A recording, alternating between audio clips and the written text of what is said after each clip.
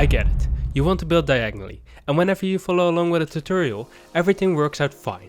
But let's be real here. When it comes to doing it yourself, all your builds just end up kind of, well, disappointing. I'm going to try and explain to you why that is and how to fix it.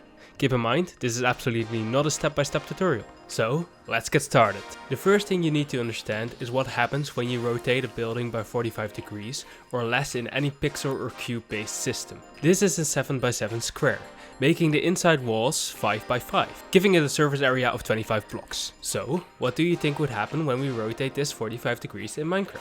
Keeping the same amount of blocks for the walls, of course. Well, the surface area goes from 25 blocks to a whopping 61 blocks. That's more than twice as much. This is also the case for any building that's less than 45 degrees. For instance, this 22.5 degrees angle has a surface area of 40 blocks. The closer you get to 45 degrees, the bigger the difference becomes.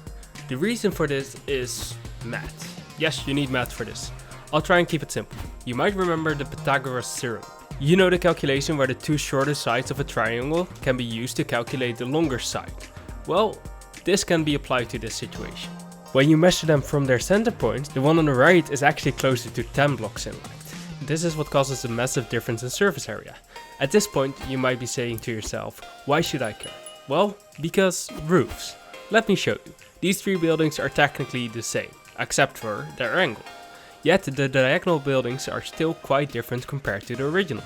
The more you go to a 45-degree angle, the flatter your roofs become. This, together with the effect the rotation can have on your corners, can completely mess up your design. So, let's talk about the best ways to deal with this. Option 1, and possibly the easiest and best option, is to keep two sides of your building straight, meaning you only put the front or side walls at an angle, as seen here. All these buildings are on an angle, yet two of their walls are straight, making it easier to keep your design consistent. This also helps with keeping your shift in surface area to a minimum, making your roof designs stay more consistent. The second thing you can do is to start with a shell of a building. Keep this shell flat, yet on an angle, and then start adding details on top of the shell. It will help you get a more consistent design.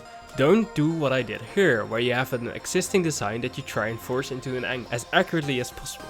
Instead of trying to make the angle work with the design, make a design that works with your angle. It's often easier to start a build on an angle and later on make a similar version that is straight. If you focus on these two things and bring them together, as I did here, so having only two sides diagonally and starting with the angle before creating the design, you'll soon see that you're more than capable of building diagonally, assuming you know how to build in the first place. I mean, if you don't, I'd recommend working on that first. Anyways, I hope this tutorial helped you. That's it from me. Thanks for watching. Oh, and don't forget to like or dislike. I mean, it's not like anyone can tell the difference anyways. And if you want to see more of my stuff, make sure to subscribe. I hope to see you all next video. Have a good day and good luck with building diagonally.